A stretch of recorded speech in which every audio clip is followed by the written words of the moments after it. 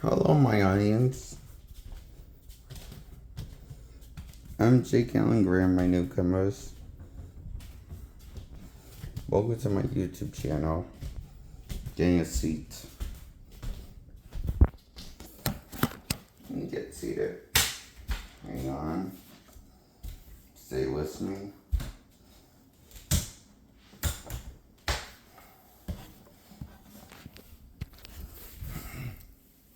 I'm Jake Allen Graham. Welcome to my YouTube channel where I'll be reviewing all three of the original Spider-Man movies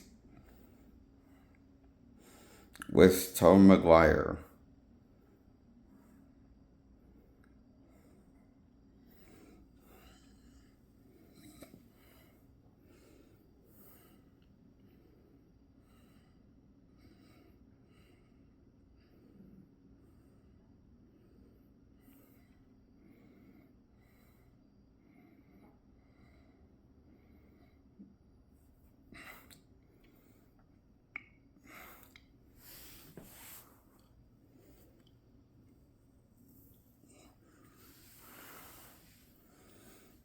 I'm giving Spider-Man 1 and 2 and 2.1 the same points for my final verdict.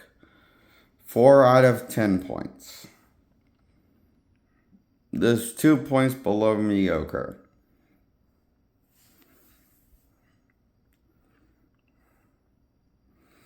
And I'm going to talk about the first one first. So I thought Peter Parker, played by Tobey Maguire, and also playing the Spider-Man half, just didn't fit the role of Peter or Spider-Man. He felt like a generic, trope of the nerd, instead of a real character of a nerd. There's my problem with Peter Parker in this movie. And his Spider-Man is kind of forgettable. Just saying, he doesn't say that much of dialogue given in the plot of the movie. He's not given that much dialogue considering Spider-Man is supposed to be talkative, known for not shutting up, but not being a. But he's not like in the comics. He's not known for. He's known for not shutting up ever, really, hardly, ever. So it's kind of fun to decide to shine away that element of the character off screen, which I thought was the more interesting, exciting aspects of the character. Personally. But that's just me.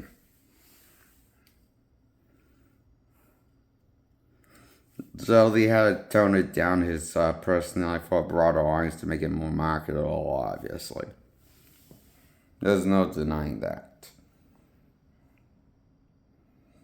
And this is not the most faithful adaptation. It's about as faithful as the adaptation from the 70s that us Americans made from that 70s Spider-Man show.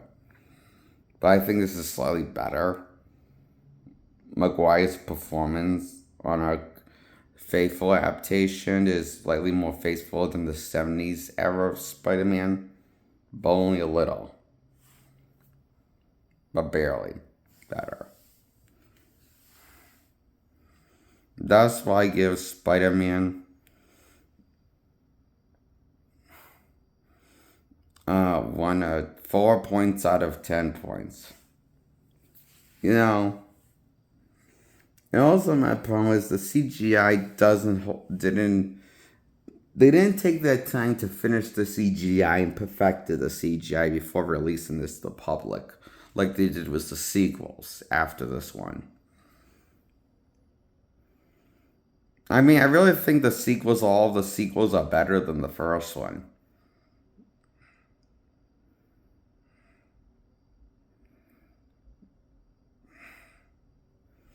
That's kind of why I don't want to give Spider-Man 1 a 6 out of 10. I mean, a 4 out of 10. I want to give it more of a 1 point out of 10. Because while it does have his good ideas here and there, it just doesn't look like a finished product that's expensive to make for its time, and still it looks dated, even cheaper now. At least the sequels still hold up well to the effects, but that's because they finished the effects with the sequels. They didn't took the time to finish the CGI polish final layer, tuning the CGI with the first one. Everyone complained that the CGI was bad, and luckily they learned from the mistakes with one. Then comes Spider-Man 2 perfecting the CGI, and Spider-Man 3 pushing the CGI further, was making even sharper graphics effects of CGI and practical effects here and there, mixed with costumes and stunt work and stuff. It's all really came well to good visually, the sequels. First one, not so much. First one looks like a rough draft of a movie that's not finished, ready to release to the public. If this movie gave time to finish the visual effects, I would have get bumped up in more points than just 1 point. But because the effects stick out like a sore thumb with the CGI when they're on screen, they don't look right compared to the practical or costume effects with costume work, or the practical stunt work effects and stunt work and action stuff on sets and stuff from movie. The fact that like CGI was a tad bit dated for its time, and the fact that it hasn't aged well with the CGI visually, it does make it hard to get into the movie when the action happens. Almost impossible. Thankfully, they approve on with the sequels. So that's why I guess Spider-Man 2002 a 1 out of 10. That's the one with the Green Goblin origin story and the Spider-Man origin story are in one movie. And they face each other, fight each other to death, and Green Goblin loses. And leaves on a cliffhanger of Harry hating Spider-Man, wanting him dead. And MJ has the hots for Peter, but Peter shuts her down. Because with great power comes great responsibility, because he's Spider-Man. What does those words mean by Peter? That he has to be Spider-Man and not get the girl, I guess. But then wait a minute, he's miserable in Spider-Man 2. Picking up the sequel picks up a few years after the first one. Like about 2 years. Almost 2 years. Yeah. Yeah, almost 2 years since Uncle Ben passed away.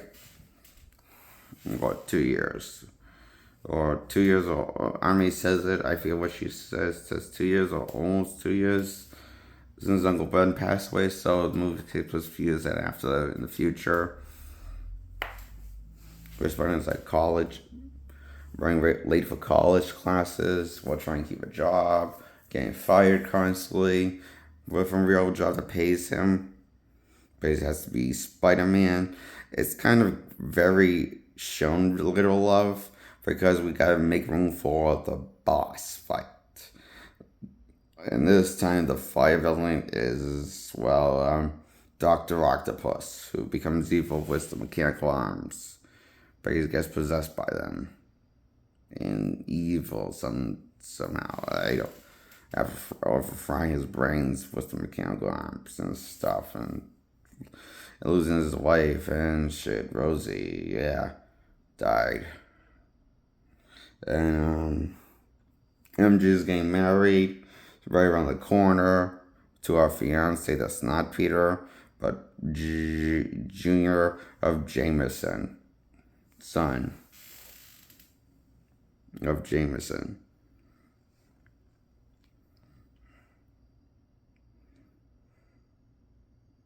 And I just felt bad for the bastard that got dumped by MJ for a note, and I need to person and face.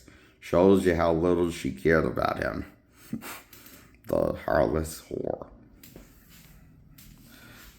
This movie was funny at times, at least. I give Spider-Man 2 a 6 points out of 10 points. It's not bad for a mediocre movie. And Spider-Man 2.1 gets a 6 points out of 10 as a mediocre flick.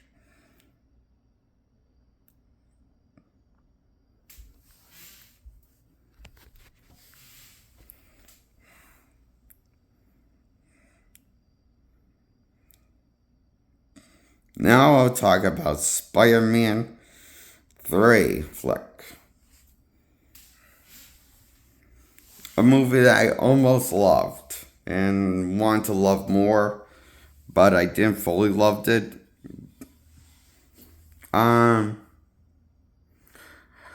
Mostly because I'm constantly reminded of what franchise this is part of.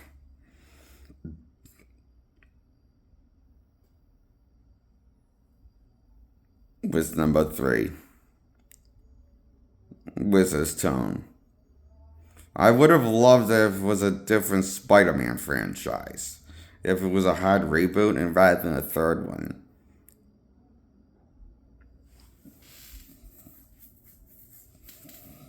So, I guess I'm kind of split with this movie. Is why how my feelings are. Is why I give it 8 points out of 10 points. The best in the Raimi trilogy. But still not quite a home run for me.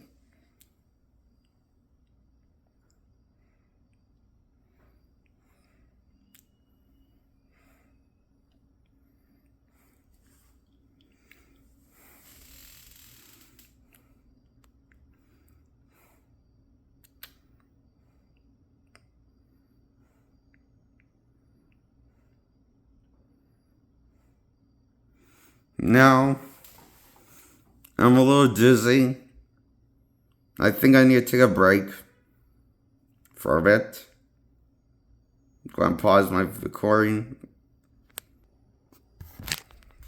Oh, and like, subscribe. Like this video and subscribe to my content where I review movies, videos, and like this video, see my next video, see my old videos. Don't expect you to see all videos and binge watch them. There's a lot in this channel where I review video content on one of my channels. That's my oldest one for this one. This is my oldest and my most videos I have of the channels I work on. So, that's my view on Tobey Maguire's Spider-Man trilogy run. Would you believe there was plans for Spider-Man 4 and a 5 by Sam Raimi? And maybe and also Spider-Man 6 would lead up to. If he got his way. Instead of getting a reboot with Andrew Garfield's Spider-Man. The superior Spider-Man in my opinion. By any actor that played him on screen. And not still a good Spider-Man that lives up to Andrew's era. It was everything Collins put out. And for Spider-Man in live action. Although the Nicolas Cage Spider-Man Noir, the first 2 episodes I've seen is pretty good. For a take on the wall crawler from Elseworld's story continuity timeline. Even though I know he's Peter in the comics, but they changed him to Ben Reilly in the show. I'm okay with that, saying they're known for being linked to each other, the identities. And originally, Ben Reilly was going to be the original Peter Parker, originally in the Clone Saga, but then was revealed by the Jackal, the real deal clone, not Peter Parker clone.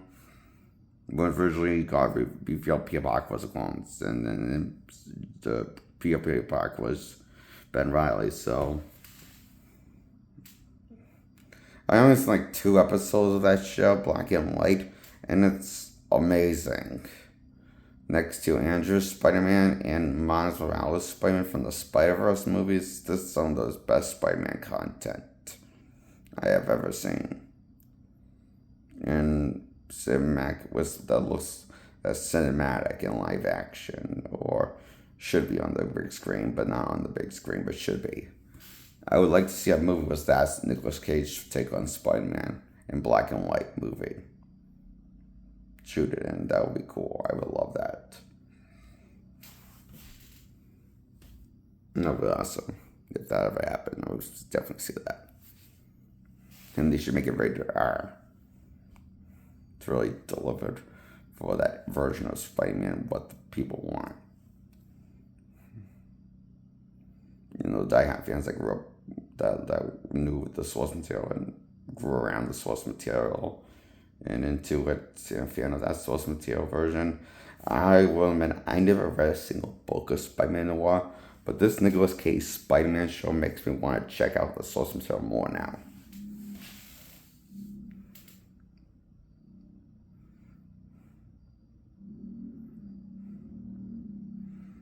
Anyway, that's my review on Spider-Man Trilogy with Tobey Maguire.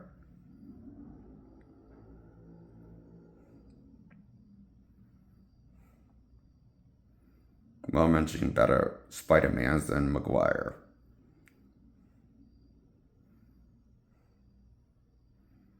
Tom Holland's not better, he's the same as Maguire. He hasn't done anything different with the character or something more faithful with the character. That takes more inspiration from the source material. He's just bland like Maguire. And socially awkward like Maguire.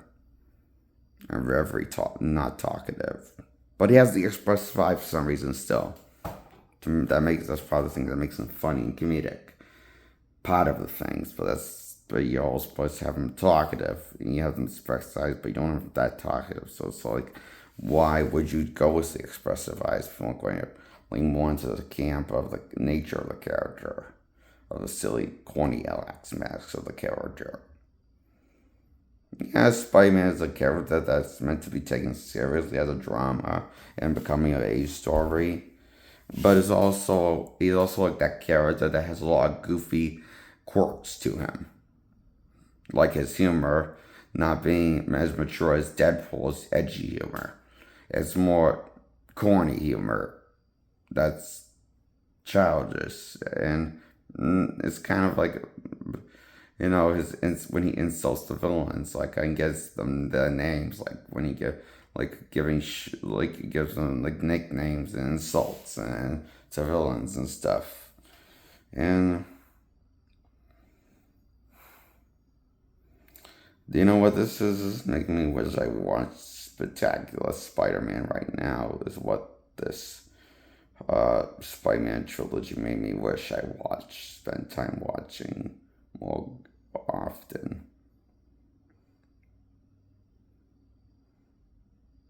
Spectacular Spider-Man is a cartoon show, one of the best Spider-Man incarnations out of all time.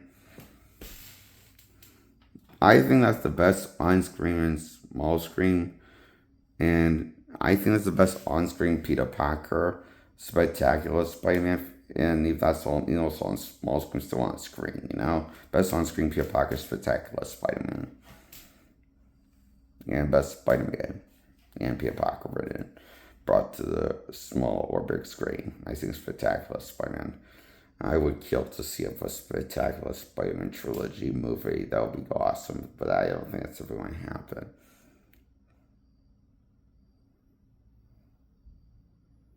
Maybe it'll happen with the revival X-Men show cast for X-Men 97 show, revival show.